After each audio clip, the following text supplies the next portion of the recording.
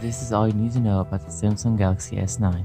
It was announced in early February and was to be the one that stands out above the rest. In some cases, that's true, but in the same breath, it's also an understatement. First, let's dive into the specs of the phone. The S9 is powered by the newest chip from Qualcomm, which is the Snapdragon 845, or the Exynos 9810. The Snapdragon 845 chip allows for 3D facial scanning and 4K video recording at 60 frames per second. A new feature of the S9 is stereo speakers. Samsung listened to their customers and delivered. The predecessor of the S9, which is the S8, was bad for having low-quality speakers. Well, now the S9 is here and with stereo speakers.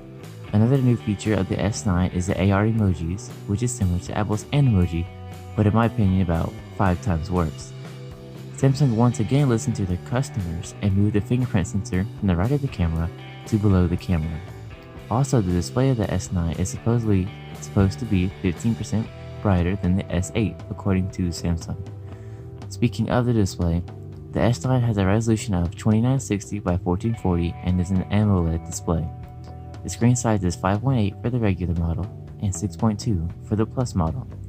This also equals out to an 18.5 by 9 ratio, meaning the phone screens are taller rather than wider. The S9 has a 3000 mAh battery and the S9 Plus has a 3500 mAh battery, and both models are capable of Qualcomm's Quick Charge 2.0.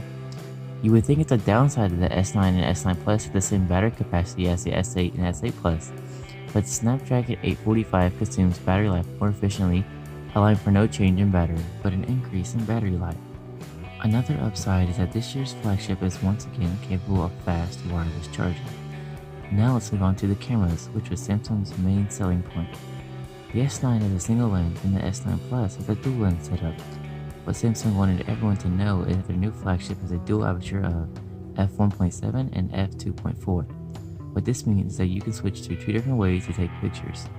Using the f1.5 aperture allows for great low light shots with great clarity, and the f2.4 allows for great shots with lots of lighting. Both S9 models have this capability, but the S9 Plus has another lens that is a telephoto lens, allowing for portrait shots. Cameras are capable of recording 4K at 60 frames per second, 1080p at 30 frames per second, and 720p at 960 frames per second. Yes, you heard me right, 960 frames per second. The S9 and S9 Plus have the option of super slow-mo, and this allows for some amazing videos and some cool things to show your friends. The front-facing camera is an 8 megapixel shooter capable of shooting 1080p and also has autofocus. The S9 comes with some features from last year like the fingerprint sensor placed in a more suitable position, the iris scanner, facial recognition, a headphone jack, glass on the front and back of the phone, and its IP68 dust and water resistance.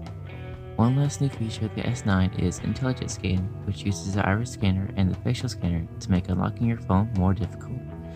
This also allows for you to unlock your phone to your face and irises only.